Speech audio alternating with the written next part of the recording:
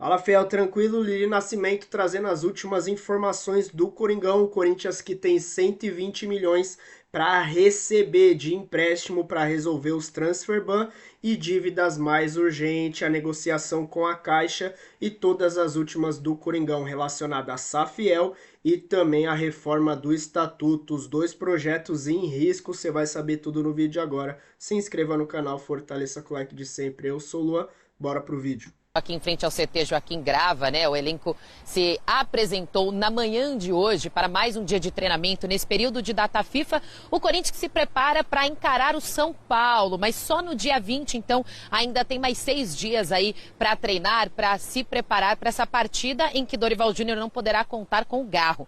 O Garro levou um amarelo, né? Vai cumprir suspensão, levou o terceiro amarelo na partida contra o Ceará. Faltavam 25 segundos para o jogo acabar. Ele acabou levando aquele amarelo que tira ele fora desse clássico tão importante para o Corinthians que, depois de 3 vitórias consecutivas, estava mirando uma pré-Libertadores. Agora, depois de 2 derrotas consecutivas, está naquela zona incômoda, né? Por enquanto, fora até da Sul-Americana, a gente sabe que vai mudar a tabela, obviamente, mas é o 13º, tem 42 pontos, então precisa focar nesse retorno. Ao mesmo tempo que está se preparando para 2026. Se preparando para contratar? Sim, mas sabendo que ainda não pode porque está com transfer ban. Tem que pagar os 40 milhões para o Santos Laguna, de acordo com o Osmar Stabile. Até o final de dezembro ele vai pagar esse valor, porque aí em janeiro o Corinthians vai poder ir ao mercado. Nessa temporada só contratou o Anrileri em janeiro e o Vitinho no meio da temporada. Vitinho que inclusive está no departamento médico. Mas eu digo preparação por quê? Quando eles se reapresentaram ontem, depois de 3 dias de folga, fizeram uma bateria de exames, de testes, para adiantar esse planejamento para 26. Aí o departamento médico vai analisar ali os resultados, se for preciso fazer algum ajuste, enfim, o que for necessário eles vão fazer, porque o Corinthians se reapresenta no dia 3 de janeiro e já no dia 11 tem estreia no Campeonato Paulista, então o calendário ficou bem apertado. Tem que correr contra o tempo. Essas são as notícias do Timão nesta quinta-feira, Glaucio. De 2 dias de folga, os jogadores do Corinthians voltaram a treinar no CT Joaquim Grava, pensando na sequência da temporada. O Timão que tem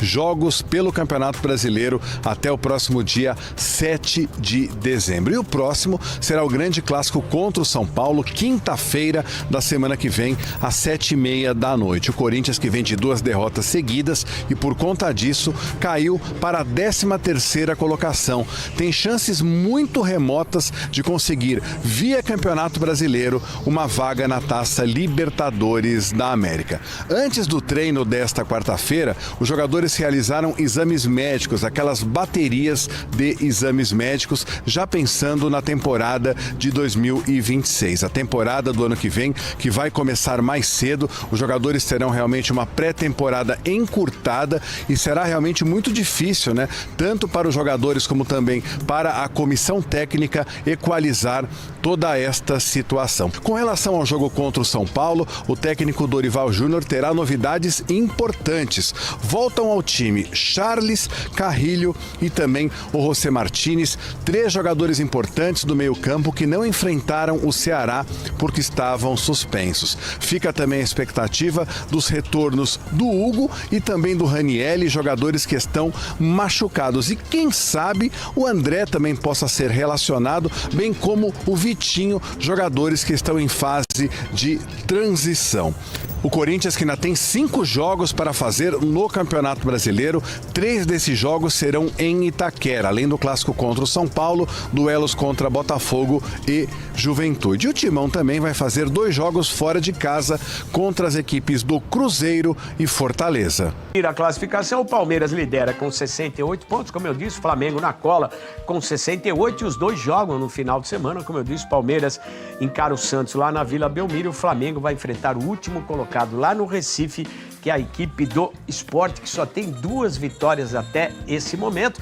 E a expectativa tanto de palmeirenses como de flamenguistas é saber que vai acontecer com o Bruno Henrique, já que nesta quinta-feira nós teremos aí a retomada do julgamento dele, aquele problema, a acusação que ele teria participado em manipulação de resultados, de apostas e tal, e ele pode receber uma pena e, de repente, aí ficar afastado da equipe do Flamengo, não jogar mais nessa reta final. Na verdade, ele já foi apenado, 12 jogos, mas existe um recurso, aquele efeito suspensivo, e por isso ele vem jogando. E a reclamação do Palmeiras é muito grande e a defesa do Flamengo tenta manter essa punição, que seria absolvição do jogador e também pagamento de uma multa. É aguardar para ver, quinta-feira decisiva, se não tiver nenhuma surpresa na definição da situação do Bruno Henrique no Flamengo, que tem direto a ver aí com a classificação no Brasileiro, porque o Bruno Henrique é um jogador muito importante para o Flamengo, faz muitos gols, e aí vamos aguardar para ver o que vai acontecer.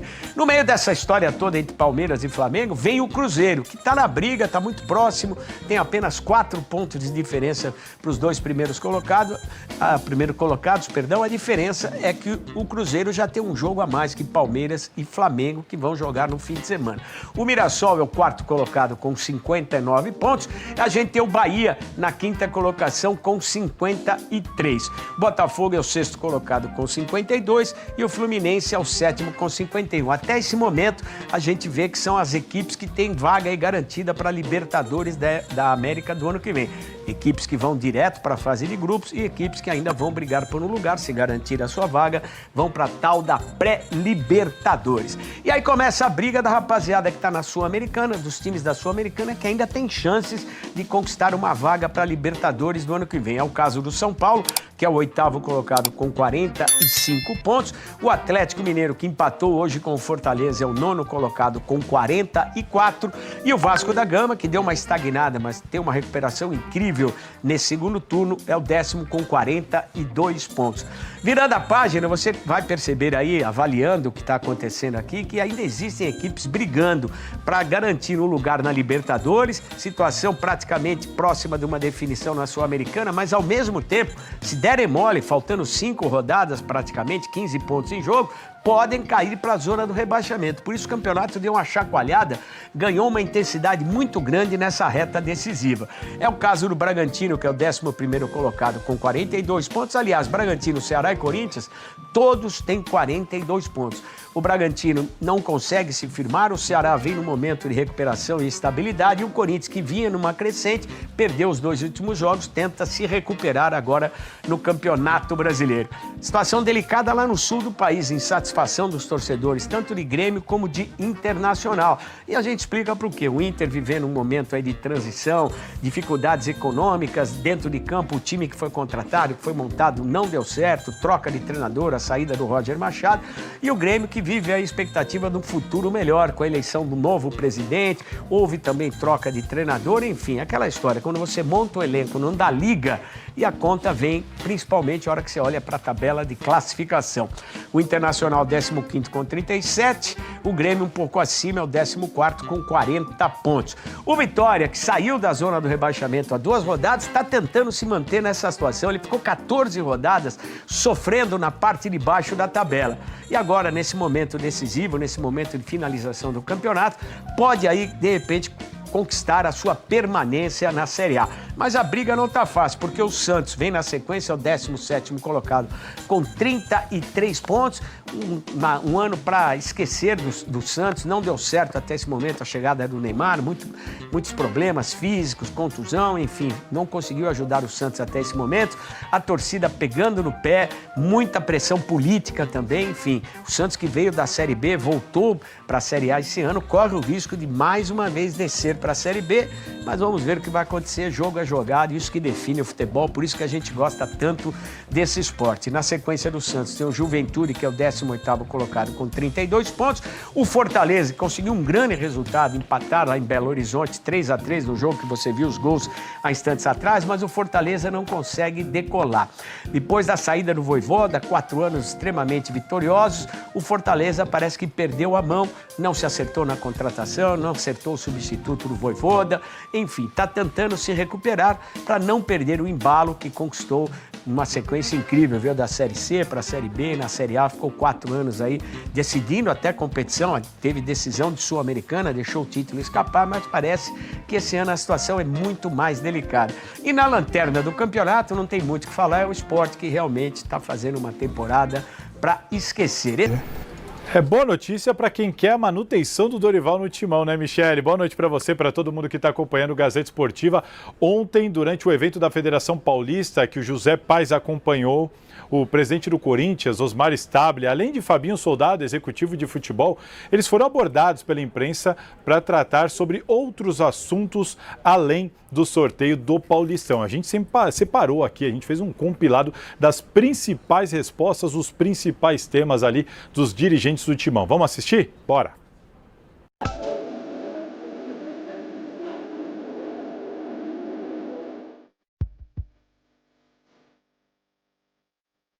O Corinthians não resolve o problema de arbitragem, quem resolve é a CBF.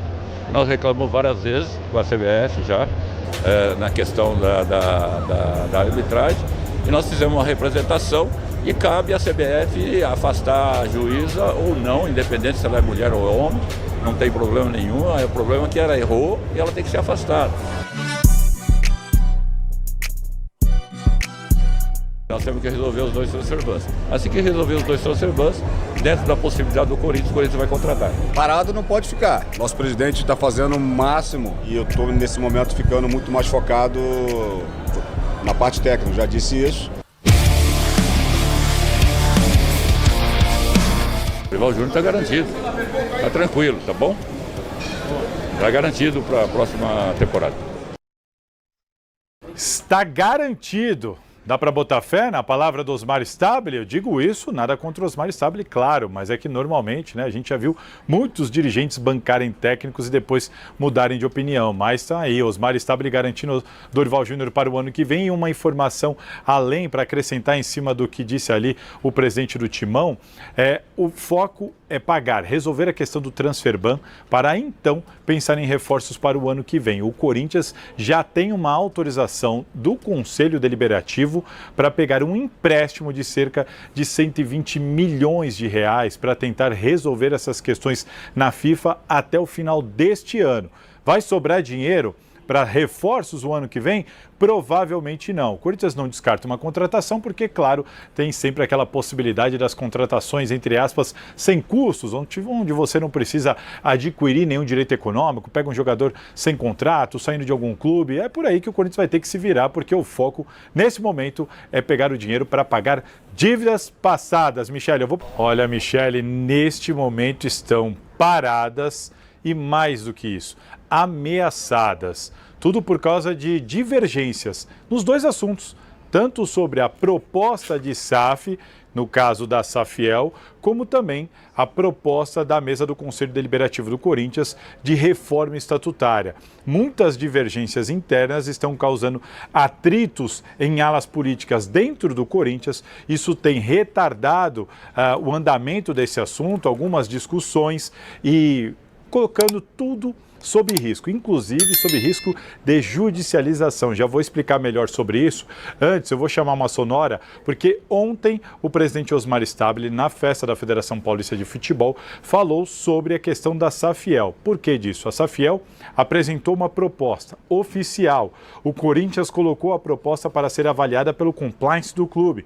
O compliance do clube levantou alguns alertas, solicitou alguns esclarecimentos sobre a proposta e alguns dos integrantes, dos idealizadores da Safiel. E é isso aí, gerou um desconforto muito grande, briga para cá, briga para lá, e o Stabile falou sobre o assunto. Vamos ouvir. Nós recebemos o projeto, levamos para o compliance. O Corinthians tem um compliance que funciona, nessa gestão ele funciona. Outras gestões eu não sei se funcionou ou não, mas nessa gestão ele funciona e a gente não vai deixar nenhuma herança maldita para frente. Então, se tiver algum apontamento como teve do compliance, o Corinthians vai aguardar, a diretoria vai aguardar se eles vão resolver o problema dos apontamentos e depois nós vamos conversar sobre a parte técnica, a parte de marketing, toda essa parte aí nós vamos conversar depois. Tem que passar primeiro pelo compliance. O Corinthians não assina contrato com ninguém, eu não estou dizendo da Safiel ou de qualquer outra empresa, se tiver qualquer apontamento. Bom, enfim, dando uma boa de uma resumida, um dos sócios da Safiel, um dos idealizadores, ele participou, inclusive, com financiamento da campanha do Augusto Melo, participou de um grupo também dentro da comissão financeira do Corinthians na gestão Augusto Melo. Naquele momento ele assinou um NDA, um documento onde ele teria informações privilegiadas, mas que não poderia usá-las ou revelar essas informações num período de 5 anos, e ele está participando da Safiel, participando dessa proposta que está com o Corinthians. Tem questões também relacionadas a processos judiciais que essa pessoa está respondendo. Tem o fato da empresa ser uma empresa anunciada, aberta há pouco tempo, com um capital de 3 mil, prometendo buscar mais de 2 bilhões de reais. Uma série de questionamentos que o compliance do Corinthians apontou, e o Stabile não está disposto a simplesmente assinar e dar autorização para a Safiel capitalizar o dinheiro no mercado sem que tudo isso esteja acertado, acordado. Do outro lado, a Safiel, o pessoal da Safiel inclusive soltou nota oficial se defendendo, dizendo que é tudo muito simples de ser explicado e que isso tem mais a ver com guerras políticas, problemas internos dentro do Corinthians, daqueles que não querem que o clube se transforme em SAF. E do outro lado, a reforma do Estatuto está marcada para acontecer até dia 20 de dezembro. E o Conselho de Orientação do Corinthians entende que não há tempo hábil. E se isso não for postergado, promete judicializar e parar absolutamente tudo. Portanto, não sabemos quando que o Corinthians terá de fato essas mudanças acontecendo nesse âmbito político, Michele. E aí, Fel, qual a sua opinião? A Safiel vai adiante ou você acha que realmente não tem jeito nenhum dela ser aprovada, tanto pelo presidente, compliance, entre todos os outros conselheiros e dirigentes do Corinthians?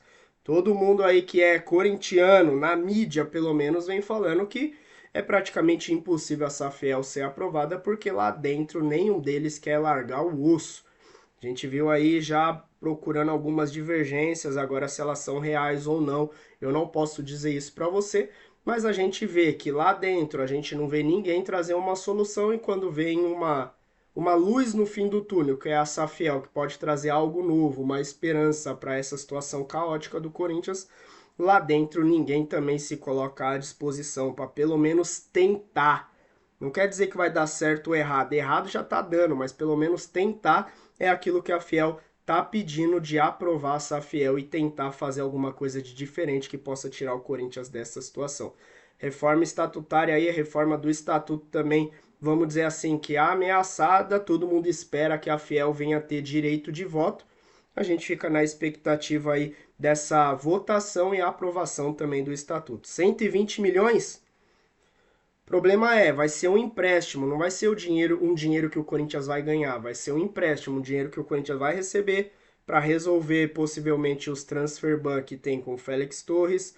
Matias Rojas, o Corinthians já foi condenado e pode chegar a qualquer momento também um novo transfer ban, apesar do jogador falar que não vai entrar novamente com um pedido desse contra o Corinthians. Ele quer sentar, ele quer ouvir as propostas, ele quer negociar, mas a gente tem Rodrigo Garro na fila, Maicon na fila, entre muitos outros jogadores aí.